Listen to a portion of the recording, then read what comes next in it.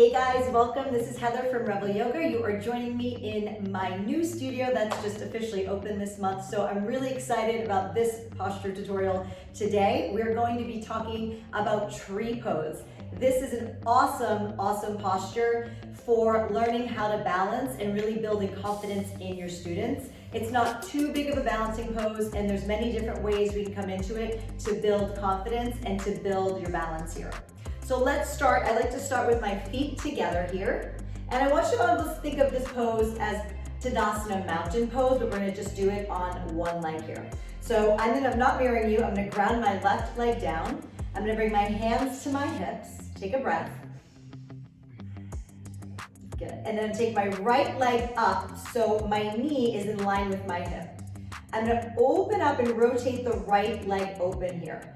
Now, what I see a lot is people will crank the opposite hip forward. I just want you to open the leg to that first point of resistance and nothing else is gonna move, okay? So if you're a beginner, nice thing to do is put your foot right down to the floor and you can press your ankle towards your calf, right? Next step up, foot can go to the inner calf. Next step, never want it on the knees, so we're gonna avoid the knee joint. And then from here, as you get a little bit more advanced, you can place it to the upper inner thigh. So you have three choices, really depending on how your balance is that day, or where you are and what level you are in class. So we want to really ground down through the standing leg, which I'm doing right now. Hug the right foot into the thigh, and then hug the outer thigh in towards the foot. So there's this idea of really hugging in, grounding down, and lengthening up, as if I like to imagine there is a string attached to the crown of my head, really lengthening me up here. And when I do that, I start to draw my lower abdominal muscles in really and get really tall and long and stabilized, because you need your core muscles to balance here. So what do you do with your hands? There's a couple choices. First, the easiest choice is just to bring your hands to prayer at heart center. And as you build more confidence in this pose, you slowly reach the arms up, hands in prayer.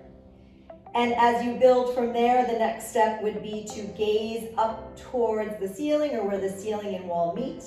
And eventually, people will start to close their eyes and find the balance. That's pretty challenging, I have to say.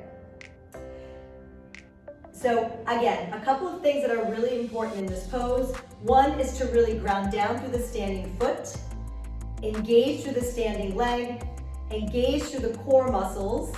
As you ground down, you're lifting and lengthening upward. And then hand choice however you want, and position of the foot however you want. So I'm gonna do it one more time just to break it down the other side. I'd like to keep things even. Remember, don't crank the opposite hip open. Hugging right thigh in, pressing foot into thigh. Navel drawing in, grounding down to lengthen upward. Hands are coming to prayer, relaxed in the shoulders, lengthening through the neck and the crown of the head. Find a focal point. Good.